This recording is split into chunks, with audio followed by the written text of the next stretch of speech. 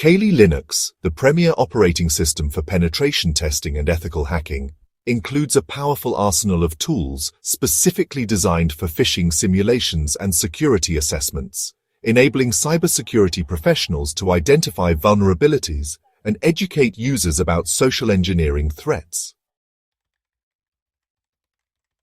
Among the most effective phishing tools available in Kali Linux, Social Engineering Toolkit, or SET, stands out as a comprehensive framework that automates the creation of sophisticated phishing campaigns, offering pre-built attack vectors like credential harvesting, malicious file generation, and website cloning with just a few commands.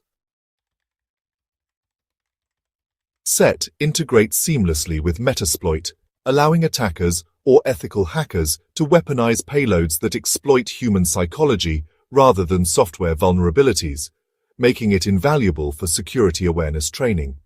Another essential tool, Gophish, provides a more user-friendly, open-source phishing framework tailored for security teams, featuring an intuitive web interface for designing convincing email templates, managing target lists, and tracking campaign metrics such as open rates and clicked links, crucial for measuring an organization's susceptibility to social engineering attacks. For attackers seeking to bypass two-factor authentication, or 2FA, or intercept credentials in real time, Evilginx2 operates as a reverse proxy that sits between the victim and legitimate services like Google or Microsoft, transparently capturing session cookies along with usernames and passwords, effectively defeating many modern security protections. When targeting password databases or conducting credential stuffing attacks, Hydra and Medusa serve as brute force tools capable of automating login attempts across various protocols like HTTP, FTP, SSH, and so on. But, their effectiveness really depends heavily on password complexity and account lockout policies. For more subtle attacks, Phishing delivers highly customizable phishing emails with embedded tracking pixels and dynamic content.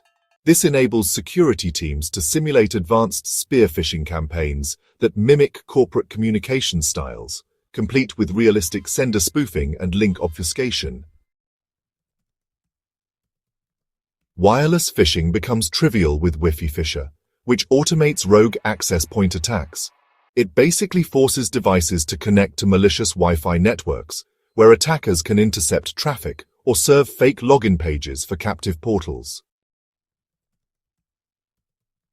On the credential harvesting front, BlackEye simplifies the deployment of fake login pages for over 30 platforms, like Facebook, Instagram, Netflix, and so on, automatically collecting and organizing stolen credentials while, evading basic detection mechanisms through IP rotation and SSL encryption.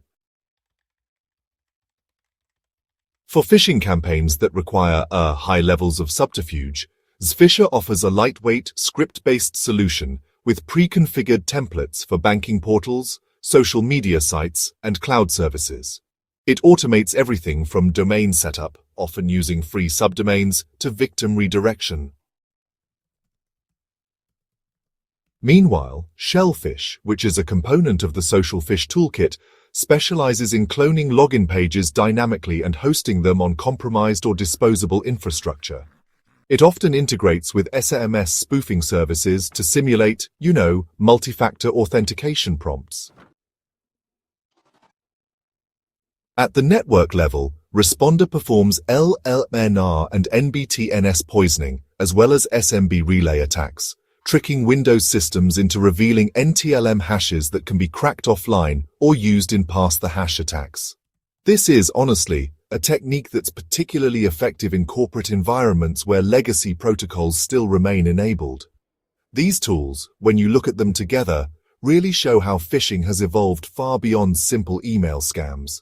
Now, it's a multi-vector threat that covers web, wireless, and network-level deception, with Kali Linux providing the integrated platform needed to simulate and defend against these advanced tactics.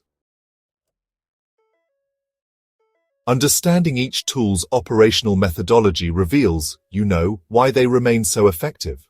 SET, for instance, leverages psychological triggers by cloning familiar websites, such as Office 365 or internal HR portals, and embeds malicious payloads in what look like harmless attachments. On the other hand, Evilginx2's strength lies in its ability to maintain persistent sessions even after credentials are entered, which means it can bypass token-based authentication systems. Gophish's analytics dashboard provides actionable intelligence about which employees require additional training, whereas Wifiphisher takes advantage of the automatic reconnection behavior of mobile devices to previously trusted networks. It's a clever way, honestly, to exploit human and technical habits at the same time. So, defensive strategies against these tools, well, they really hinge on multi-layered security controls. That means things like email filtering with DMARC, DKIM, and SPF validation, plus endpoint detection systems that can flag unusual authentication patterns. Network segmentation is also key to limiting lateral movement if a breach does happen. And of course, continuous user education is essential to help everyone cultivate a healthy skepticism toward unsolicited communications. Now, ethical hackers who are deploying these tools must always operate under strict legal frameworks. That means they need written authorization for any phishing simulations, and they must adhere to responsible disclosure principles whenever they identify vulnerabilities.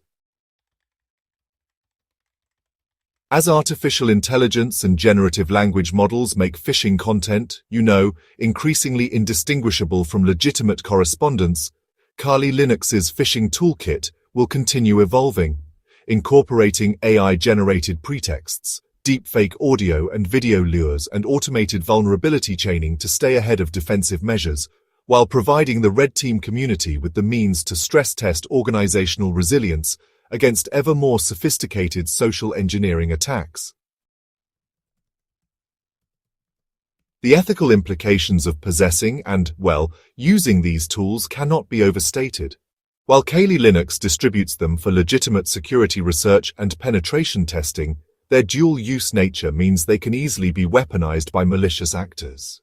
Responsible cybersecurity professionals employ these tools strictly within authorized engagements, often as part of phishing assessment programs that measure employee awareness, or test the effectiveness of security controls like email filters and web gateways.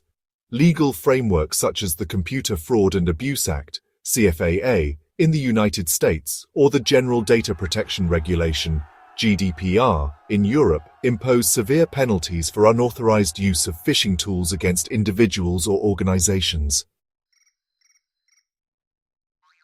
Best practices dictate that all phishing simulations include clear disclosure mechanisms, like "this is a test" banner on cloned pages, and obtain explicit consent from participating organizations before launching campaigns. Educational institutions and certification bodies like EC Council's Certified Ethical Hacker Program incorporate these tools into their curricula to train defenders in recognizing and mitigating phishing threats, emphasizing that the ultimate goal is strengthening security postures rather than exploiting vulnerabilities for malicious gain. From a technical defense perspective, understanding how these Kali Linux phishing tools operate enables, more effective countermeasures.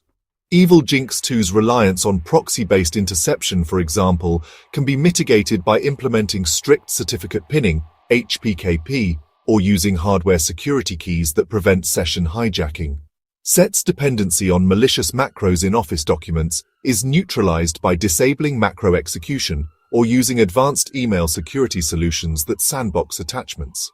Wifiphisher's Wi-Fi attacks fail against networks enforcing WPA3 Enterprise with certificate-based authentication, while tools like Hydra and Medusa become ineffective against accounts protected by strong unique passwords combined with rate-limited login attempts.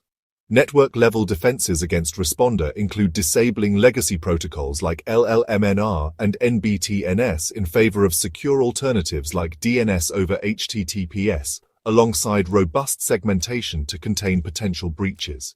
Endpoint detection and response solutions, or EDR, can identify and block known phishing tool signatures, while browser isolation technologies prevent credential theft, even if users interact with malicious links. User training remains the last line of defense, with simulated phishing exercises, ironically using these same tools, proving among the most effective methods for reducing click-through rates on real attacks over time.